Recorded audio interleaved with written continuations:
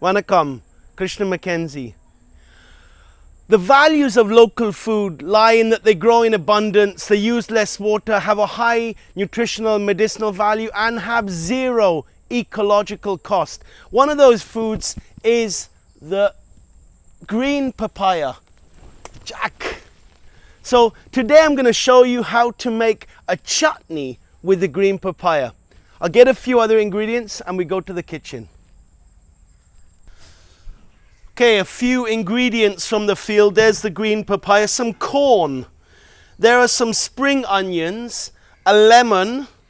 This is some rosella leaves, pulchtikere leaves, and a little bit of radish. The radish leaves are great. And there is some tipoli, pipalongum, the long black pepper. First thing is to wash this, cut it up, and we're going to peel and grate the papaya. So let's go and do that. This is going to be an almost raw vegan green papaya chutney. We have our ingredients here already, and the first thing I'm going to do is to cut the papaya and peel it and grate it.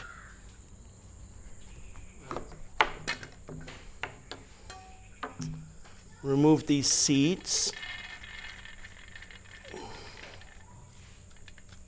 When the papaya is ripe, the seeds are really tasty to eat as well. They're a good pepper substitute. Peel the papaya like that. Some people might want to put a little oil on their hands because the sap, this white liquid, the milk that comes from the papaya sometimes burns the hands a little bit.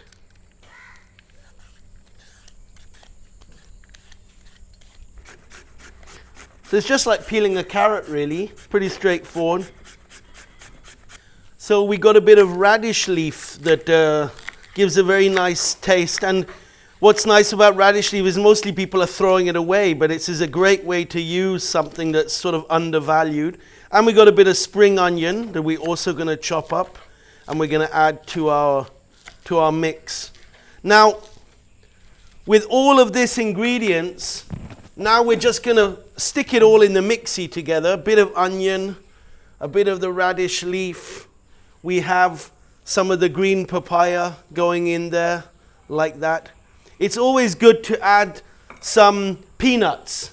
The oil seed helps to make a good chutney. And then we have some lemon as well in there. The lemon gives a nice tang to it. There's a bit of lemon in there. And then we have these rosella leaves. The rosella also is a plant completely undervalued, but it's almost like a weed.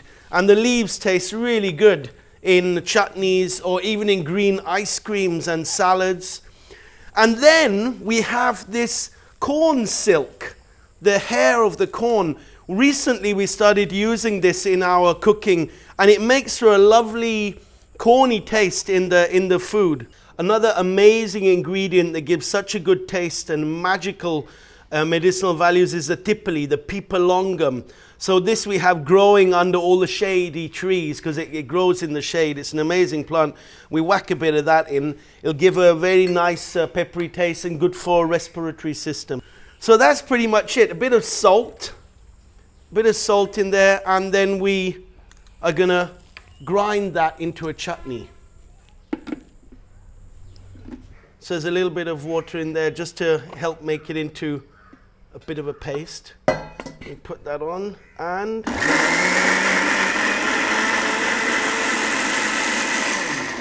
it's ready. There we go. Look at that beautiful green chutney. And let's serve up this scrumptious feast. A bit of the chutney there and a little token gesture. And now to taste the goods. See how it is? Oh, it's delicious. Really, really wonderful papaya chutney. Super for your skin, digestion, loads of vitamins.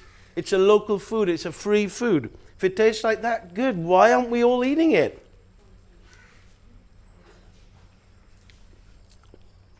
It's really delicious. If you'd like to find out how to cook more local foods and have a positive impact on our world by valuing Mother Earth and the beautiful gifts she has for us, subscribe to the channel, and keep your eyes out for new videos coming soon. Thank you very much.